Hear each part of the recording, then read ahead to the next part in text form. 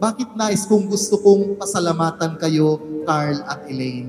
Sapagkat unang-una, sa pagpapakasal po ninyo sa simbahan, kinikilala po ninyo ang Panginoon na parang sinasabi ninyo, without God, we can do nothing.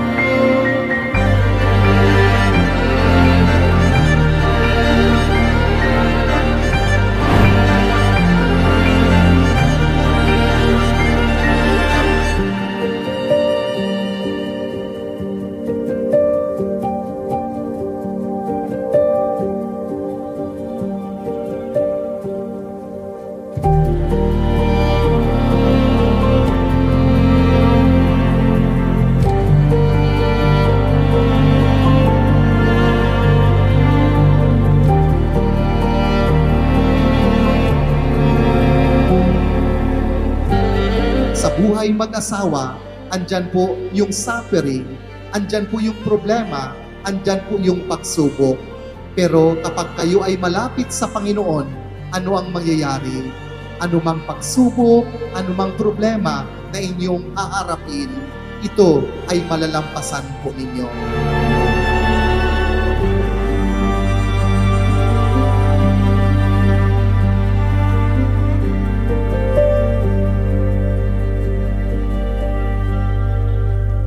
Ikaw, Elaine, unahin po kita.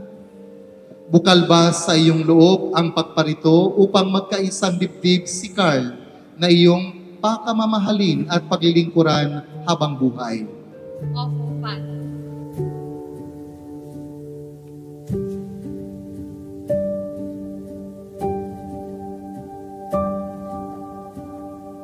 Ikaw naman, Carl, bukal ba sa iyong loob ang iyong pagparito upang magkaisang dibdib si Elaine na iyong pakamamahalin at paglilingkuran habang buhay?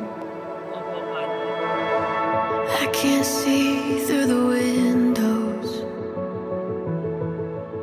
I can't hear through the walls. Lobet nga ba? Uy! But I can't Galak mo kayo maingay, mabasahin ko kasi.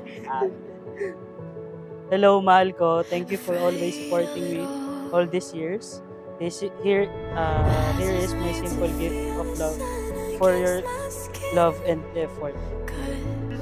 Sana all. Uy! Sana ko! Uy, tayo siya lang daw. My heart can breathe.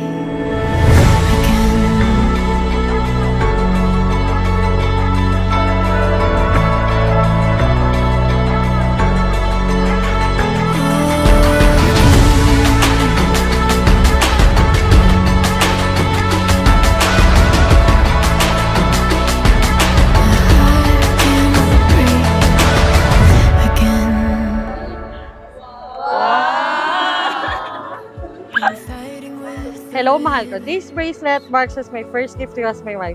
This is a start of many more. I love you, my love. This bracelet represents the wholeness of my love for you.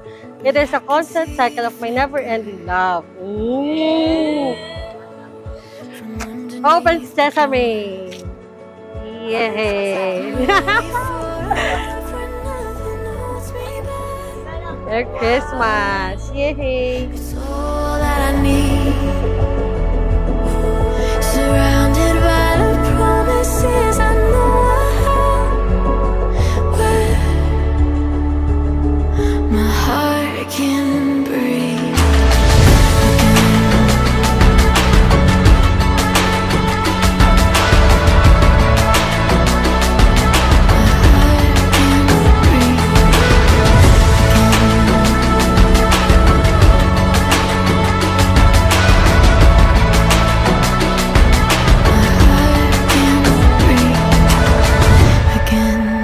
Carl at Elaine, always remember, in order for a marriage to be successful, there must be a third party that must be involved. At ano ang third party na ito? Walang iba kundi ang Panginoon. Si Carl at si Elaine plus ang Panginoon. That will be an unbeatable combination. Yan po ang napakaganda. Anumang problema, anumang pagsubok na haharapin po ninyo, kayang-kaya po ninyong pagtatagumpayan.